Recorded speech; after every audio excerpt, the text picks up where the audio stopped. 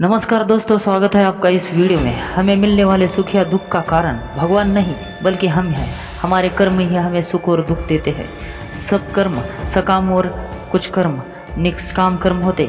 सकाम कर्म यानी ऐसे कर्म जिनके बदले में हम कुछ भौतिक सुख सुविधा चाहते हैं, और निष्काम कर्म इसका अर्थ यह है कि जिसके वो है जिनके बदले में हम केवल भगवान को प्राप्त करना चाहते हैं।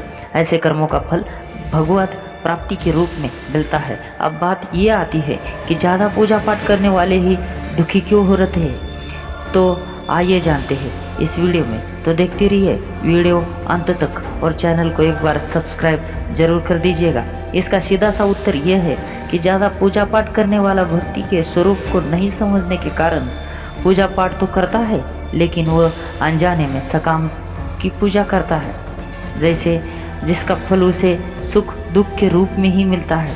ज़्यादा पूजा पाठ करने वाला बेशक ज़्यादा पूजा पाठ या भक्ति करता हुआ नजर आता है, लेकिन वह कर्म कांड को ठीक से नहीं जानता है।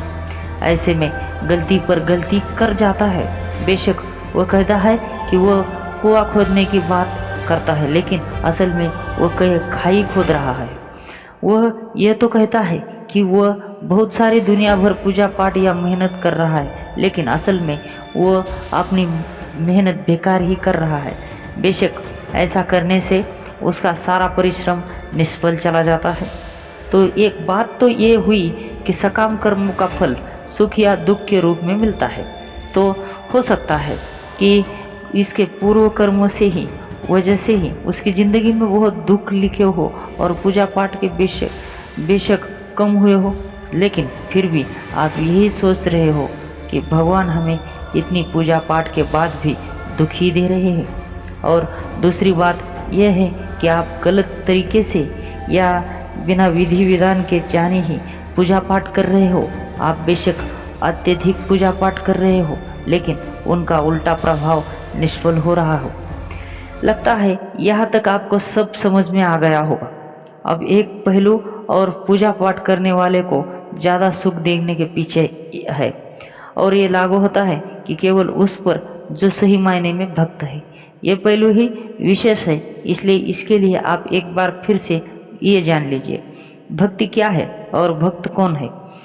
संध्या वंदन योग ध्यान तंत्र ज्ञान कर्म के जैसे ही भक्ति भी मुक्ति का एक मार्ग है। भक्ति भी कई प्रकार की होती है। इसमें श्रवण भक्तन भजन कीर्तन नाम जप स्मरण मंत्र जप पाठ सेवन अर्चन वंदन हास्य पूजा आरती प्रार्थना इत्यादि। अब आपको बता दो, भगवत गीता में उल्लेखित 4 तरह के भक्तों के बारे में उल्लेख किया है। पहले नवधा भक्त क्या है ये पढ़ते हैं और इसे शॉर्टकट में समझते हैं। श्रवण कीर्तन विष्णु स्मरण पादव्यसनम अर्चनम कदम हास्य सक्यमान विदम। श्रवण कीर्तन स्मरण पाद सेवन इत्यादि आत्मनिवेदन। अब बात करते हैं 4 प्रकार के भक्तों के बारे में। गीता में भगवान श्री कृष्ण कहते हैं चतुर्विद्या भजन्ति माँ